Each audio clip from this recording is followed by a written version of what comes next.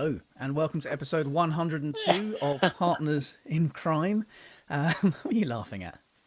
I don't know. Every week you hit me with more technology, and I'm just so stunned by it. Yeah. You know, I mean, it's a world of science fiction. I ought to point out to listeners that every week Adam says we've got a new sort of broadcasting format. We go from one to the other, and every week he comes up with something which is more versatile, more extraordinary, and makes us look even more ridiculous. But there we go. So I'm delighted We're trying to be lots of here. different things to see what works best.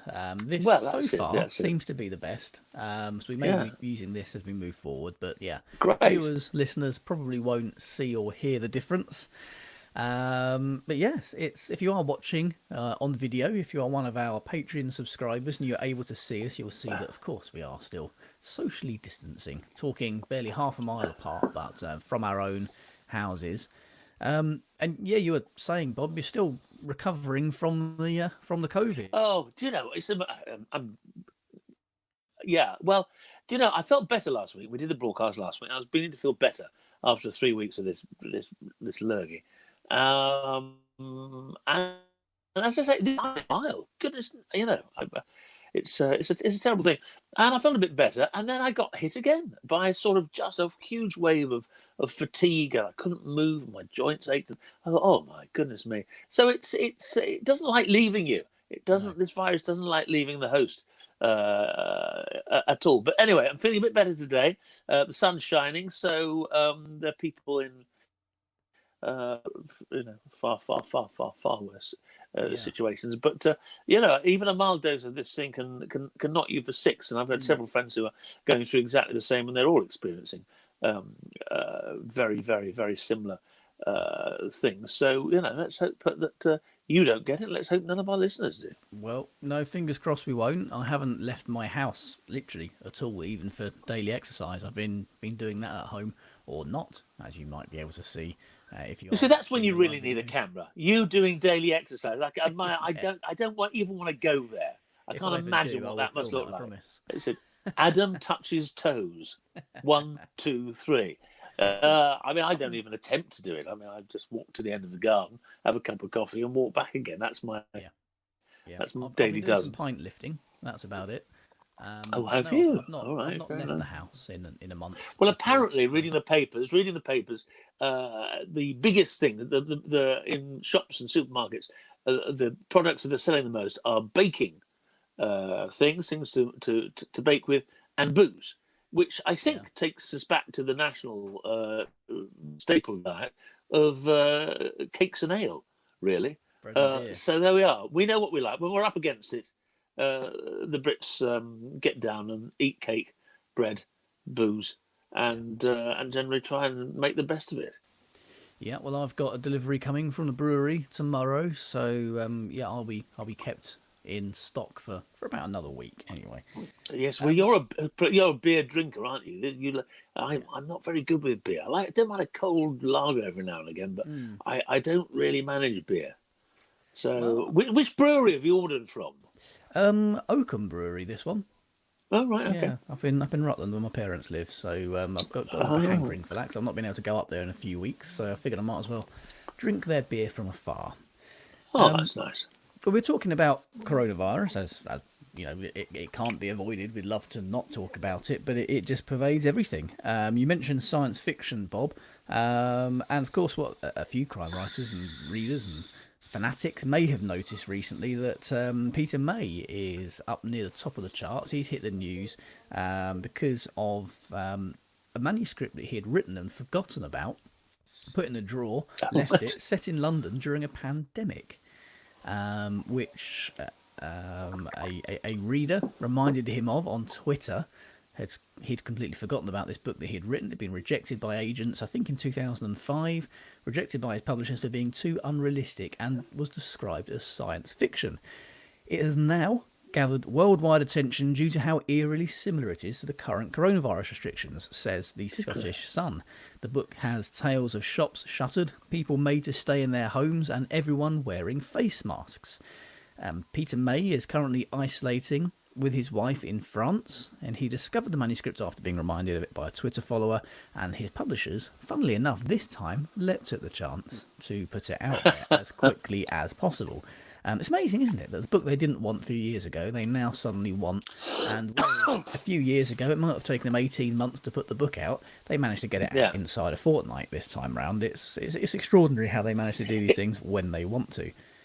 Peter said, it gave me the chills reading it. I just felt the hair standing up on the back of my neck because I'd forgotten a detail of what I'd written, but it was exactly what we're living through now. In the book, the Prime Minister dies in St Thomas's Hospital, which was the exact hospital that Boris Johnson was taking into. The exact same one. And this book was written 15 years ago. He says his views on the pandemic. He says, I really hope that science wins out and politics don't, and that we don't lift this lockdown soon. Even though it's a pain in the neck for everybody concerned, dying is worse. I think I would have to concur. Peter has pledged the advance fee he was paid for the novel to charities and individuals battling the COVID-19 pandemic. So good for him. That's great. The curve on that one. But yeah, Peter May's Lockdown, which is riding high in the charts now, unsurprisingly. Well, yes, but it's an interesting thing, because that will be read and I don't know if I've enjoyed, but I'm sure I've fully appreciated. But I've been reading a lot of things in papers about television production, and the arts are responding in an extraordinary way, trying to provide some sort of entertainment while television productions cease and while theatres are closed. Lots of theatres are showing their back catalogues of previously recorded shows, which are quite interesting. Some are better than others because very obviously they've been made originally just as a record of the production, not as a continuation to go towards an audience viewing it. So they're very good. So that's been terrific. And of course, there's an awful lot of sort of lockdown dramas. Yeah. And I'm sure they're all absolutely terrific. The ITV just, I think, announced a new one that's going out there. Part of me, though, goes, I don't want a lockdown drama. I really don't. I'm in lockdown. I'm experiencing it, not as badly as some people, I guess, but I'm experiencing it. The last thing I want to do in the evening is sit down in front of my television and watch others going through harrowing circumstances with their particular lockdown, no matter how dramatic. I'm sure some of them will find great humour. Obviously, they're wonderful writers and producers working on these projects. I wish them well. But my initial response is, I want escapism. Give me Fred Astaire and Ginger Rogers. Give me, I don't know, repeats of phrases. I don't know. So what's something very different from what we're actually all going through? Well, yeah, I agree. And in fact, this week I've escaped the modern era as well. Not that I was ever in it, but in terms of my reading, I've been going back to the mid-60s. And I've been reading a Victor Canning book, the first Rex Carver mystery, The Whip Hand, which I meant to bring down with me to the studio and have forgotten and left it upstairs. But by the power of magic, for those watching, those Patreons who are watching on the video, I'm going to try and put it on the screen now. There we go. Wow. In the middle of our faces, so yeah, not ideal. I'll go. How do you do that? This must be very annoying for people who are just listening to this. It must be, yeah. But they should give us some money and watch it, then, shouldn't they? Well, that's a bit harsh. This is a bit weird. I mean, they are our. It's a bit harsh, but I mean, yeah. Well, that was very nice. It was a very nice little thing. So, and is it good? It's very good, yeah. It's fast-paced. It bounces back and forth. You never quite know who to trust or what's what, and as soon as you think you've got it worked out, it changes again. It's quite kind of gumshoey and traditional in that sense. And even though it's set in the mid-1960s in Britain, in Brighton and London, and it's now gone to France as well, where I am up to. But yeah, it's just something a bit different and something very, very enjoyable. So yeah, very much enjoying that, and it's something a bit different and escaping modern times, which I think we all need a bit of. Well, I have talking about escapism. I mean, I've been watching the television, and I mentioned a new series which was on BBC4 on Saturday nights, Scandi-noir, called Twin. which I sort of mentioned, and I was in the middle of this bug virus, and I don't think I appreciated it as fully as I am now. I've stuck with it. Amy said stick with it, and it's paid dividends. It's the wonderful Paul Heron's website, Killing Times, has done a very detailed review by Andy D, which I'll dip into if I may, which gives some idea for people who haven't seen it. It's all on catch up, so do go and do tune in. It's a fascinating conceit, and it's being executed increasingly well. The NRK series Twin, originally broadcast in its native Norway late last year, primarily leveraging its international promotion off the back of the global fame of its star, the best beard on television, and the only reason to watch the last two seasons of Game of Thrones, actor Christopher Hivju. I don't know how to pronounce that, or Higu, or whatever. I have never seen Game of Thrones, so I've got no idea, but he's a splendid actor, that's for sure. Here, the conceit was that Hivju playing dual roles as twin brothers, Eric and Adam, whose personalities are polar opposites that have driven them apart before their lives reunite in a chaotic situation. We first meet the brothers in the past, chancing across an idyllic remote beach as they search for surf spots in their camper vans. They are full of youthful energy and clearly love each other as they rough and tumble in the sand. Fast forward 15 years, and that same camper van is now a dilapidated home for Eric, scratching out a living on the very same beach by hawking surfboards and generally being an eyesore to passing tourists. It's clear the world has moved on from him, with Eric relying on a dwindling supply of boyish charm that no doubt worked wonders in his youth, but now simply irritates those around him, save for his girlfriend and his surfing buddy, Frank. Eric is selfish and reckless, with very little concern for anybody beyond what they can do for him. So that's the basic setting. But then an incident occurs, as it always has to, be it in a book or a film or a television, which is incredibly dramatic, and their lives are thrown into absolute chaos. I'll cut to the end of this detailed review. Yes, I thought I can I can spot you dozing off. From there, can't you? Yeah, a Twin is a light story in terms of plot, but the running so far have been swift and punchy, and as the story is set across 1 week, judging by the episode titles, one would assume quick to conclude without overstaying its welcome. Arguably the main draw here is Hivju, who clearly enjoys acting with his buttocks as much as his face. Well, I don't know what to say about that. I have to say he is absolutely splendid. So are the other members of the cast, who are splendid as well.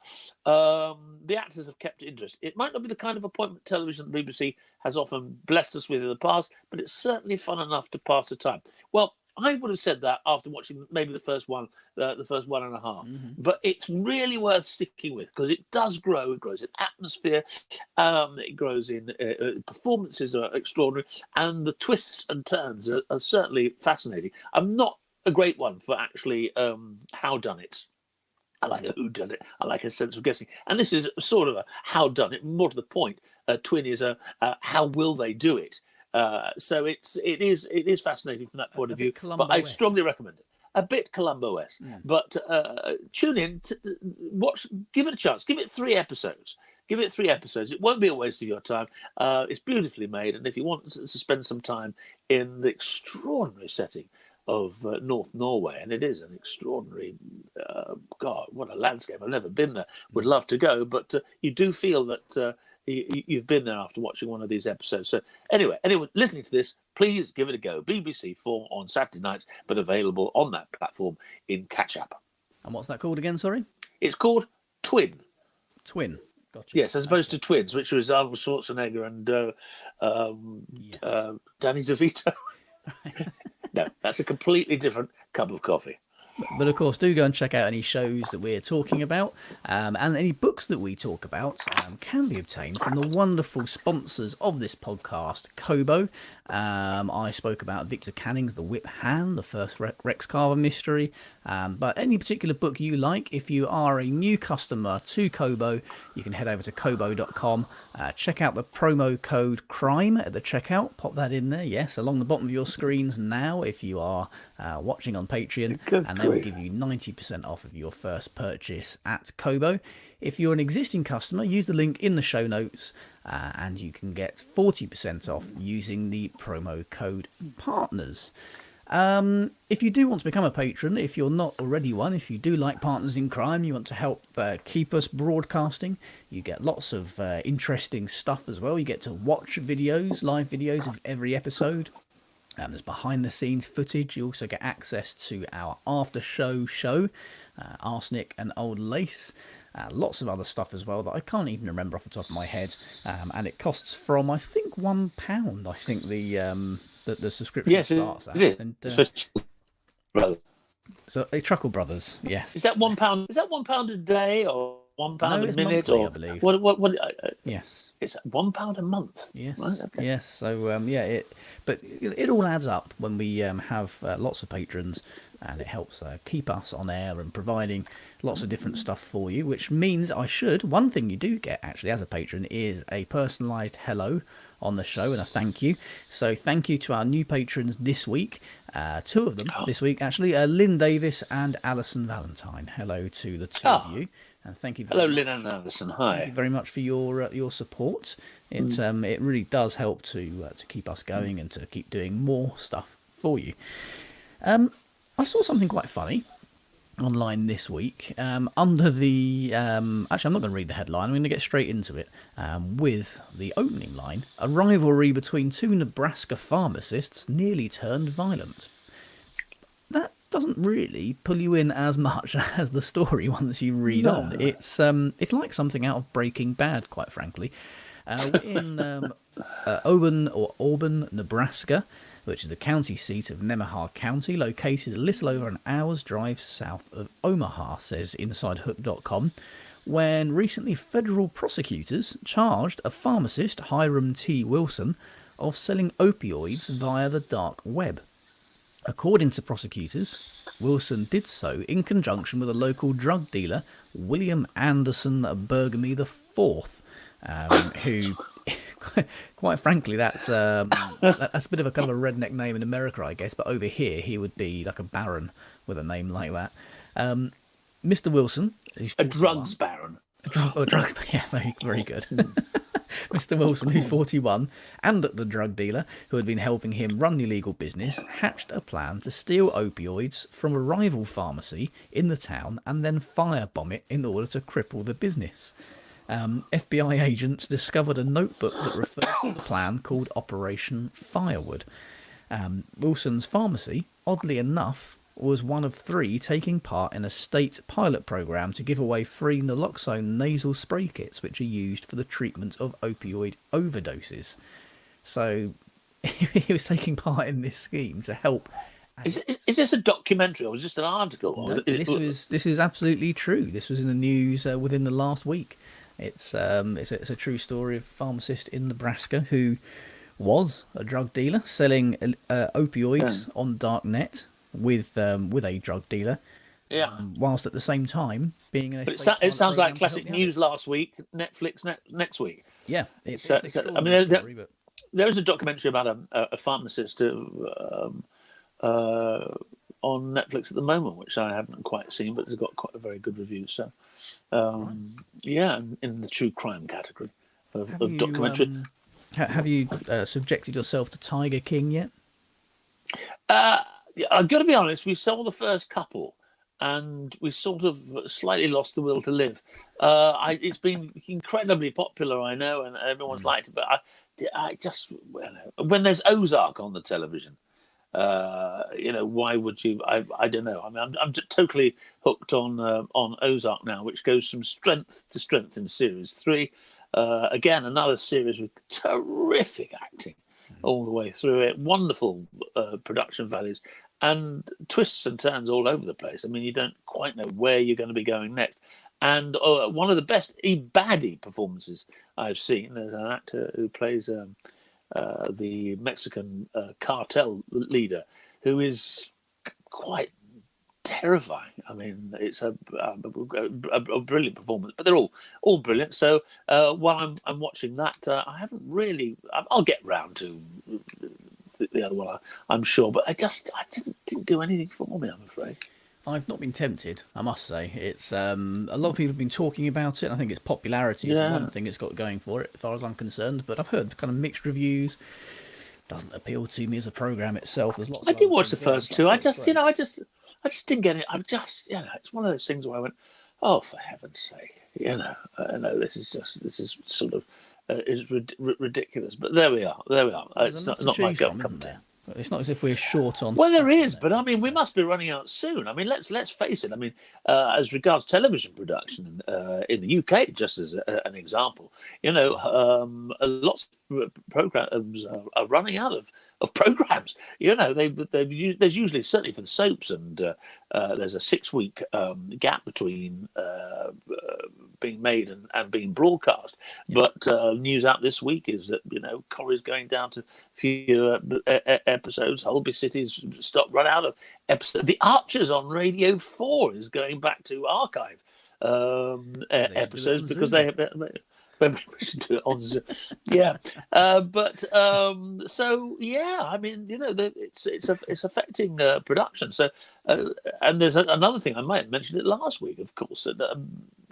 Television viewing is getting Christmas ratings at the moment. But what has happened is the broadcasters say, we're broadcasting our programs to millions more people because of this epidemic, and people are sitting around watching television again, which they haven't seen. I know in our house, and it's true. We've got the girls coming down to sit down and watch programs with us instead of disappearing to their room. They still do that, of course, but they're coming to watch certain programs, which is nice. But the downside of that, as they call it, the perfect storm for broadcasters, is that advertising revenue has dropped by 40%. For commercial channels, they can't broadcast anything new or interesting or original because they're out of material. So they're just absolutely. So it's a strange time. A strange time. Well, but as you say, there's still at this moment in time plenty to see. But to whether we're going to probably get to the summer and the autumn, and there will be a sparsity of product. Yeah, it's not going to be lockdown's lifted and all of a sudden we've got loads of programming back, because it takes time for these things to be filmed and produced and put out there. So there's going to be a delay of weeks, if not months, anyway. Well, they'll be postponed. I'm currently waiting for new dates for something that I was supposed to be filming. We're not sure when that's going to take place, even if it's going to be this year. So that uncertainty is certainly going through lots of businesses and industries and people's lives at the moment, but it's certainly affecting me, and I'm sure you too. Yes, yeah. Well, I mean, as I say, in terms of Partners in Crime, we can carry on going. You, if you're listening on the podcast, you're getting it normally a couple of days after we've recorded it. We normally record on the Tuesday or Wednesday, and it goes out on the Friday. And of course, if you are a Patreon subscriber, and if you are watching this, then it's up there within an hour of us finishing. Because of the new system we've now got in place, the video is all encoding and everything on the fly. So that's if you're watching this as soon as it's come out, then we're kind of almost live anyway. In terms of the repeats that are being shown on TV, that does bring me on to an article that ScreenRant.com had this week, or last week on their website. They had ranked, or rather, they had looked at the IMDb user scores of every licensed TV series based on Agatha Christie's work, and had ranked them accordingly. They've ranked 12 of them. In 12th place comes the recent BBC adaptation of The Pale Horse, which we spoke about, of course, on this podcast. Oh, yeah, we did. BBC adaptation, which is the most recent, and according to IMDb users, the worst Agatha Christie miniseries to have been published. Fans of the book say they weren't exactly happy with the changes that had been made to it, apparently. In 11th place, the familiarly titled Partners in Crime from 2015, which is based on the Tommy and Tuppence novels Secret Adversary and N or M, was shown on BBC. Was that the Mark Williams? Yeah, that was quite possibly. Possibly, yeah. It doesn't say here, so, and I don't remember, unfortunately. It received mixed reviews. Praise was directed at the visuals and characters, but criticism was directed at the casting and plot. 10th place, they had the ABC Murders from 2 years ago with John Malkovich as Poirot. Had a fairly low IMDb rating, but received mostly positive reviews from critics and also from me. Agatha Christie's Great Detectives, Poirot and Marple was in 9th place, which is a mystery anime series that ties Poirot and Marple together, even though they didn't meet and didn't live in the same universe, fictionally speaking. In 8th place was Sarah Phelps's BBC One miniseries Witness for the Prosecution, which is based on one of Christie's most famous short stories, and which I was very, very fortunate to go and see the City Hall adaptation of. Oh, did you go and see that? A few weeks before the lockdown kicks in. I can't remember. I was reading through this earlier, this news article, and I thought, I don't know if I actually mentioned that on Partners in Crime. I'd been to see that. I might have gone and then just forgotten to talk about it. But, I was asked to do it last year. I seem to recall, but I couldn't do it. Sounds it's quite yeah. You're talking about the TV one as well, which I love. This is the TV one we're talking about here. Yeah, I'll just mention I had with David Haig and yes, I would say Freddie Jones, Toby Jones. Toby Jones. I thought it was terrific. I thought it was very, very good indeed. Well, I'd highly recommend going to see that once the theatres are open again. TV adaptation there in 8th place. In 7th was Ordeal by Innocence from 2018, BBC One again, which received positive reviews for its layered storyline, atmosphere and characters, but was met with some criticism for changes to the book's plot and confusing time jumps. 6th place, again, Partners in Crime, this time from 1983 and 84. The TV series there, reviews were widely mixed.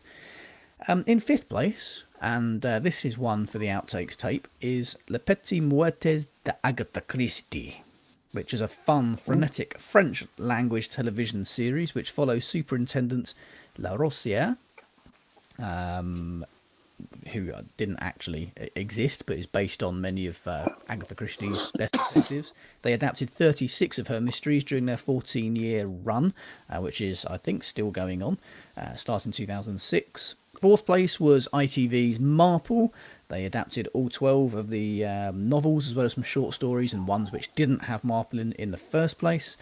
3rd place, Miss Ma Nemesis from 2018, which is a South Korean drama series which presents a modernised take on Christie's classic Miss Marple novels, which follows Ma Ji-won, a writer of detective fiction who escapes from prison 9 years after being wrongfully convicted of her daughter's murder. Apart from that, follows. Doesn't sound very Marple-ish to me. But it's an adaptation rather than a slavish copy, clearly. 2nd place was And Then There Were None from 2015, which was Sarah Phelps's first Christie adaptation for BBC One. Dark, twisted, terrific, I thought. Very positive reviews. Guess what was number 1? Oh, I've lost you. No. Guess which was number 1? Guess which was number 1? Give us a clue. It's obviously missing so far. It's blindingly obviously missing so far. Stars a good friend of Partners in Crime. God, that could be anyone. No. I would have thought Poirot. Would it be a Poirot? Yes, starring David Suchet and friend of the series, Hugh Fraser. Yes.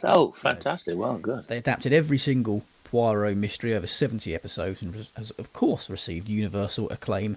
Holds an outstanding 8.6 user rating on IMDb overall.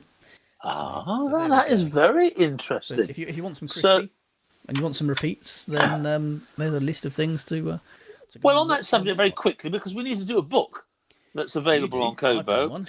Yes, you do. I need to do one. And the segue. Give us the title now, and what I'll do is I will try and bring an image up before you finish talking. Okay. The name of the book is Haven't They Grown? By Sophie Hannah. Gotcha. Which is the connection with Poirot, topping that particular list of yours, because, of course, Sophie Hannah has had a hugely successful time of creating new Poirot mysteries and turning them into excellent books. So this story is, I'll give you the blurb, as we like to do, the Kobo blurb. All Beth has to do is drive her son to his under-14s away match and watch him play and bring him home. Just because she knows that her former best friend lives near the football ground, that doesn't mean she has to drive past her house and try to catch a glimpse of her. Why would Beth do that? and risk dredging up painful memories. She hasn't seen Flora braid for 12 years, but she can't resist. She parks outside Flora's house and watches from across the road as Flora and her children, Thomas and Emily, step out of the car, except there's something terribly wrong. Flora looks the same, only older. Just as Beth would have expected. It's the children that are the problem. 12 years ago, Thomas and Emily were 5 and 3 years old. Today, they look precisely as they did then. They're still 5 and 3. They are Thomas and Emily without a doubt. Beth hears Flora call them by their names, but they haven't changed at all. They are no taller, no older. Why haven't they grown? Well, that's a pretty good premise, isn't it? And it's been that one. I don't know. Well, it's been very well received. The Mail, that is daily, calls it fiendishly clever. The Marvellous Observer calls it complex and sinister. And Red Magazine, prepare for sleep deprivation. So it looks as if Sophie has done it again. It's available on Kobo, of course, and we've already given information on that. So that's the one I am looking forward to reading next from Sophie. Lovely. Why haven't they grown? Right. Yeah, and here is the cover for those of you watching on video. Oops, there it is again. Where it is? Haven't they grown? Haven't they grown? By Sophie Hannah. I'm going to lean to the side slightly. Good punchy title page, that. Isn't it just? Good. Well, there we are. I'm very happy with that segue. Well, we love a segue on partners, don't we? We do. I do. We do. Yeah. We don't plan them. We just discover inspirational moments to segue when and if they arise.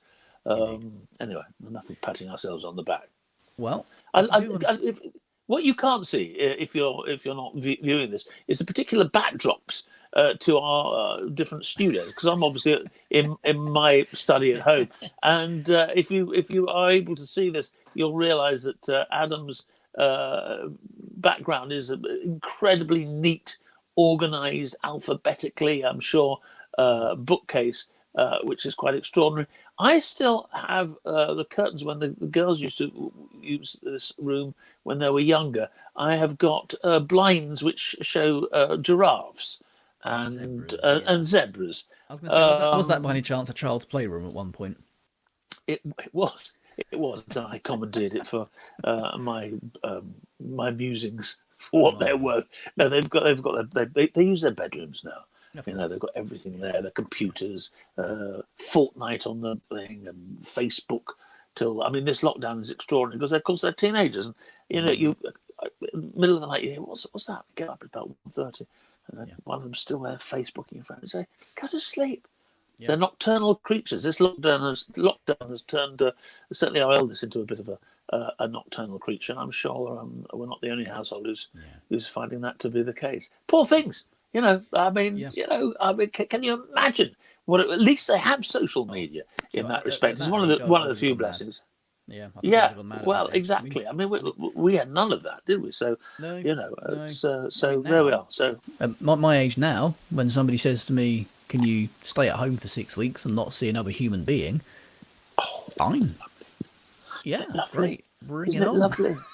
Isn't it lovely? I apologise that I intrude once a week, but there we are. Apart from that, you're more than welcome. You're at home with your Netflix and your delivery of ale from Rutland. Yes. So that one. So yeah, and it's a beautiful day out there anyway. And hopefully, when this comes out on Friday, it will continue to be a lovely sunny day. So hopefully, if you have a garden or a balcony, or if you don't, you can just open the window and put these little earplugs in and listen to Partners in Crime when it's downloaded to you. A sponsored 1 hour stroll, maybe.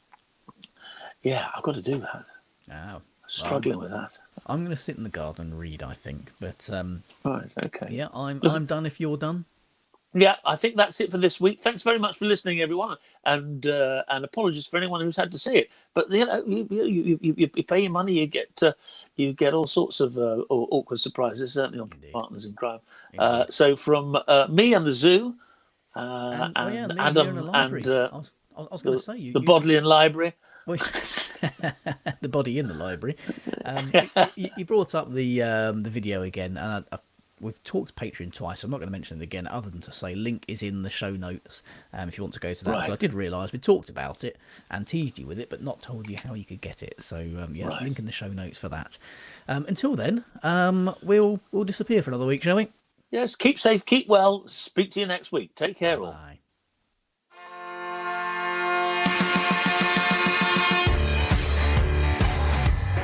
Partners in Crime was presented by Adam Croft and Robert Daws and produced by Adam Croft. The theme tune was by the Caesareans. The Partners in Crime logo and imagery were designed by Stuart Beisch. Partners in Crime is sponsored by Kobo, your favourite local bookshop, perfected.